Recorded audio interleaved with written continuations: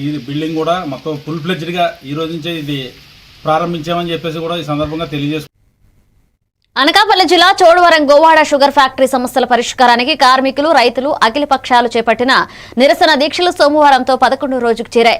చెరుకు బకాయిలు, కార్మికుల వేతనాలు వెంటనే చెల్లించాలని డిమాండ్ చేస్తూ ప్రభుత్వం మొండి వైఖరి నిరసిస్తూ ఒంటికాల మీద పోరాటం నిర్వహించారు. ప్రభుత్వం స్పందించకపోతే సంక్రాంతి తర్వాత ఉద్యమాన్ని మరింత ఉధృతం చేస్తామని నేతలు హెచ్చరించారు.